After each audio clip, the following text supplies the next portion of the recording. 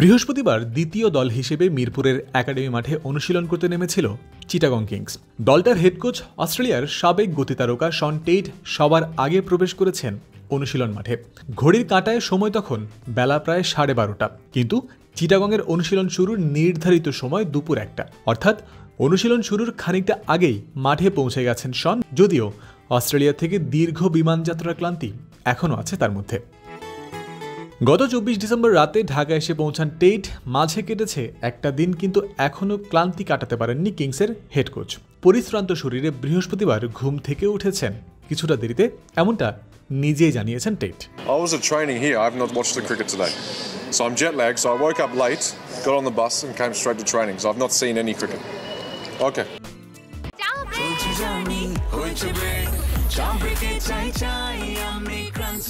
যে কোনো চা ব্রেকে বিস ক্লাব ড্রাই কেক, চায়ের সাথে আয়েশ।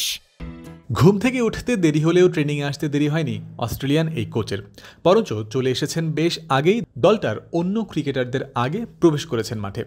প্রথম দিনের অনুশীলনেই সুপার সিরিয়াস শন টেইট, তবে অনেকের মনে কৌতূহল জাগতে পারে ঠিক কোন প্রসঙ্গে ওই কথাগুলো বলেছিলেন এই কোচ।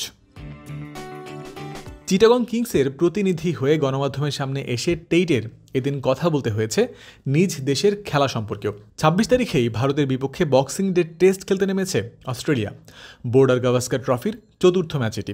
ম্যাচের প্রথম দিনেই একটা অপ্রত্যাশিত কাণ্ড ঘটিয়েছেন ফিল্ডিং দলে থাকা বিরাট কোহলি। অজিতদের অভিষিক্ত ক্রিকেটার স্যাম কনস্টাসকে ইচ্ছাকৃতভাবে ধাক্কা দিয়ে বসেন কোহলি। এই কারণে দিনের খেলা শেষে তাকে ম্যাচ ফির 20% অর্থ জরিমানাও করে আইসিসি। অভিজ্ঞ ক্রিকেটার হয়ে অভিষিক্ত এক তরুণের প্রতি বিরাটের এমন আচরণকে টেইট কিভাবে দেখছেন, তার কাছে জানতে চাওয়া হয়েছিল এই বিষয়টাই। জবাবে তিনি জানিয়ে দেন, খেলা দেখার কোনো সুযোগ হয়নি তার, নিজের ডিউটির দিকেই বেশি মনোযোগী ছিলেন। হেড কোচ হিসেবে কোনো দলের দায়িত্ব পালন করা শন টেইটের জন্য নতুন বিষয়ই বটে। এর আগে বোলিং কোচ হিসেবে কাজ করলেও হেড কোচের নতুন দায়িত্ব পাওয়াটা তার জন্য কেমন চ্যালেঞ্জিং কিংবা কতটাই বা কঠিন।